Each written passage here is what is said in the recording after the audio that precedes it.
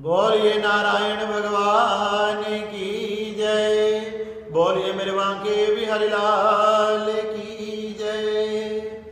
मैं विशाल शर्मा आपके सामने आप सभी को देव उठनी एकादशी, देव प्रबोधनी एकादशी की हार्दिक शुभकामनाएं। श्री ब्रह्मा जी भगवान श्री नारद जी से कहने लगे, नारद जी ने पूछा कि हे ब्रह्मा जी, कृपया करके आप मुझे देव उठनी एकादशी के बारे में बताएं कि वो किस प्रकार से बनाई जाती है। तो श्री ब्रह्मा जी कहने लगे, नारद जी, देव उठनी एकादशी बड़ी ही पवित्र तथा बड़ी ही पावन है, जो कार्तिक मास के शुक्ल पक्ष को मनाई जाती है। पृथ्वी पर पाप जब तक गरजते हैं, जब तक देव प्रबोधनी एकादशी नहीं आ जाती, जब तक ही गंगा आदि में समुद्र में पाप गरजते हैं, जब तक देव उठनी देव प्रबोधनी एकादशी नहीं आ जाती। इसकी महिमा अनंत है। ये जन्म जन्मांतर के पापों को नष्ट करने वाली, बुद्धिमानों को मोक्ष देने वाली, पापियों के पापों को काटने वाली तथा सभी की मनोकामनाओं को पूर्ण करने वाली है। नारद जी कहने लगे, ब्रह्मा जी, नक्त भोजन का, एक समय भोजन का, उपवास का, इनका क्या फल प्राप्त होता है, आप कृपया कर मुझे बताएं। तो श्री ब्रह्मा जी कहने लगे, एक समय भोजन करने से, एक जन्म के, नक्त भोजन करने से, सायकाल में भोजन करने से 2 जन्मों के, तथा उपवास करने से 7 जन्मों के पाप नष्ट होता है। जो प्राणी एकादशी के व्रत को धारण करता है, उसके समस्त पाप नष्ट हो जाते हैं। देव उठनी एकादशी की महिमा बड़ी अनंत है। ये 1000 अश्वमेध यज्ञों से भी बड़ी है।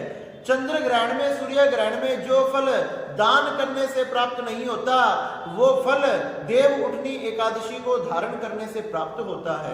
मनुष्य ने अपने जीवन में कम से कम एक बार तो जरूर इस एकादशी का व्रत करना चाहिए, क्योंकि इस व्रत के करने से बड़े पाप नष्ट हो जाते हैं। पर स्त्री गमन, गुरु स्त्री गमन, ब्राह्मण स्त्री गमन, चोरी करने वाला, डकैती करने वाला, लूटपाट करने वाला, स्वर्ण आदि चोरी पाप ही नहीं, महापापों को करने वाला व्यक्ति भी इस एकादशी की कथा को केवल सुनने मात्र से उसका कल्याण हो जाता है।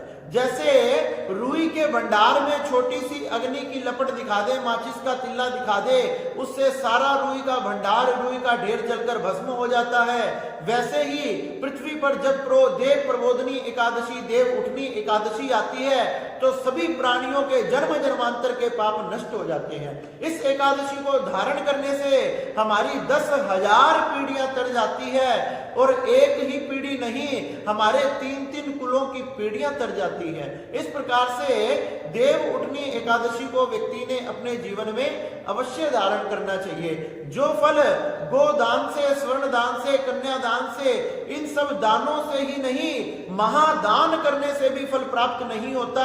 मकर संक्रांति पे तीर्थ यात्रा से, उपवास से, जप से, तप से, कीर्तन से, यज्ञ से जो फल प्राप्त नहीं होता, वह फल केवल एक देव प्रबोधनी एकादशी व्यक्ति को प्रदान कर देती है।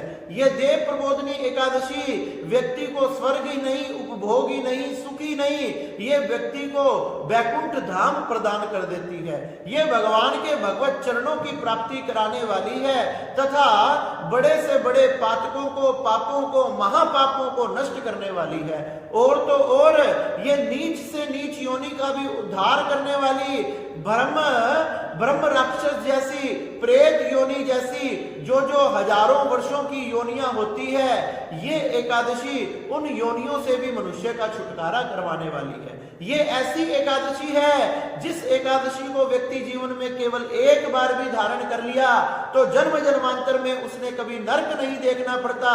वह सदा सदा के लिए भगवान के चरणों में वास करता है।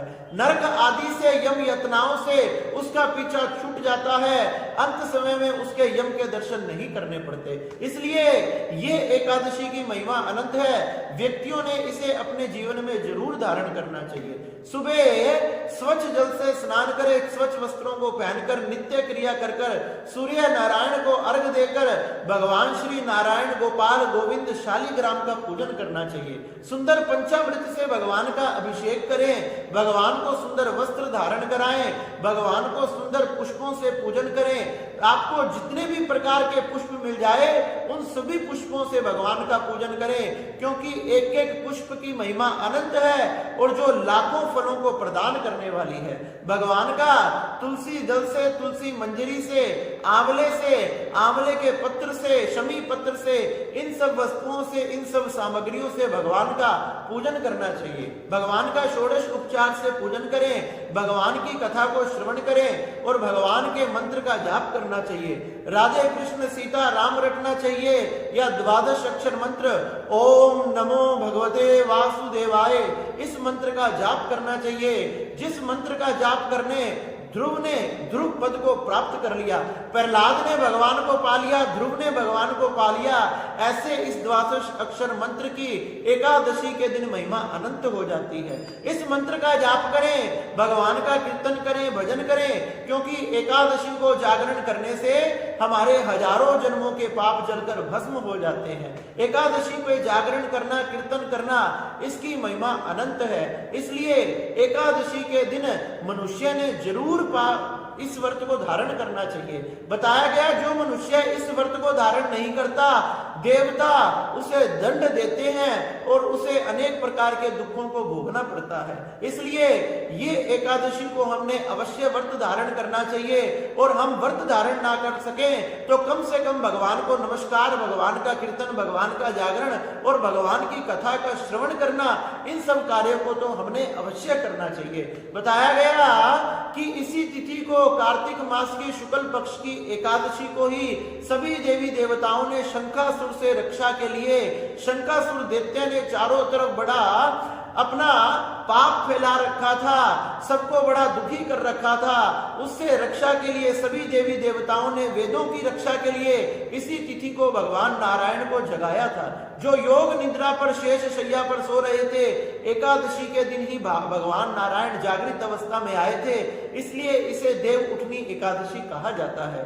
प्राचीन कथा के अनुसार जब एक समय भगवान जलंधर का तथा शंकर भगवान का युद्ध हो रहा था, शंकर भगवान ने सबसे पहले जलंधर से युद्ध करने के लिए नारायण को भेजा, तथा नारायण भगवान जलंधर से युद्ध करने के लिए जाने लगे तो लक्ष्मी जी ने रोक लिया। लक्ष्मी जी ने कहा कि ये मेरा भाई है, इसलिए आप इसका वध मत करना। नारायण भगवान ने कहा कि मैं इसका वध नहीं करूंगा, लेकिन युद्ध करने अवश्य जाऊंगा। इस प्रकार से जलंधर को वरदान देकर, अनेक प्रकार के आशीर्वाद देकर लक्ष्मी के साथ उसके घर में निवास करने लगे। सभी देवी देवताओं की प्रार्थना पर जब भगवान शंकर जलंधर से युद्ध करने के लिए गए तो जलंधर से युद्ध करते हुए बहुत समय व्यतीत हो गया। जब भगवान नारायण की कृपा से ही मां पार्वती के कहने से भगवान नारायण ने मायावी रूप को धारण किया, और मायावी रूप को धारण कर जलंधर के उस नगर में पहुंच गए। जलंधर के नगर में पहुंचकर उसकी स्त्री वृंदा का पतिव्रत धर्म को नष्ट किया, क्योंकि बिना पतिव्रत धर्म नष्ट हुए जलंधर का मरना निश्चित नहीं था, क्योंकि उसका पतिव्रत धर्म उससे जलंधर की रक्षा हो रही थी, और एक पापी की रक्षा करने से समाज की हमेशा हानि होती है। इसलिए भगवान श्री नारायण जी को उसका पतिव्रत धर्म नष्ट किया, और वृंदा को जब इस बात का ज्ञात हुआ, उसने अपने आप को योग अग्नि में भस्म कर दिया। योग अग्नि में भस्म किया, उससे पहले भगवान नारायण को श्राप दे दिया कि मैं तुम्हें श्राप देती हूं, तुम इसी समय तुमने ये कर्म किया है, तुम्हारा कठोर हृदय हो चुका था, इसलिए मैं भी तुम्हें श्राप देती हूं कि तुम कठोर बन जाओ, तुम पत्थर बन जाओ। भगवान उसी समय शालिग्राम के रूप में परिवर्तित हो गए, तथा भगवान श्री हरि वहां प्रकट हो गए। हरि ने कहा कि वृंदा तुमने ये क्या किया? क्या भगवान जो समय का था वह सब हो गया, जो लिखा था वह सब हो गया। इस प्रकार से भगवान श्री नारायण शालिग्राम जी बन गए, और भगवान हरि ने वृंदा को अनेक प्रकार के आशीर्वाद प्रदान किए। कहने लगे तुम्हारा जो ये शरीर है वह गंडकी नदी बन जाएगा, तथा इस गंडकी नदी में से ही भगवान श्री शालिग्राम की प्राप्ति होगी। तुम्हारे जो ये केश हैं यही एक तुलसी वनस्पति बन जाएंगे, जो मेरे तथा भगवान नारायण के अति प्रिय होंगे। इस प्रकार से इसी कार्तिक मास के शुक्ल पक्ष की एकादशी तिथि को भगवान श्री शालिग्राम का और तुलसी का विवाह किया जाता है। जो व्यक्ति भगवान श्री शालिग्राम का तथा तुलसी का विवाह करता है, धूमधाम से आनंद से इस उत्सव को बनाता है, भगवान नारायण उसे कन्या दान से भी अधिक फल प्रदान करते हैं। भगवान श्री नारायण का विवाह करने से, तुलसी का शालिग्राम से विवाह करने से हमारे जन्म जन्मांतर के पाप नष्ट हो जाते हैं और हमें ऐसे अक्षय फल की प्राप्ति होती है कि फिर हमने 84 लाख योनियों में नहीं भटकना पड़ता। श्री ब्रह्मा जी कहने लगे, नारद जी, इस प्रकार से आनंद से, धूमधाम से हमने इस तुलसी विवाह देव उठनी एकादशी, देव प्रबोधनी एकादशी को बनाना चाहिए।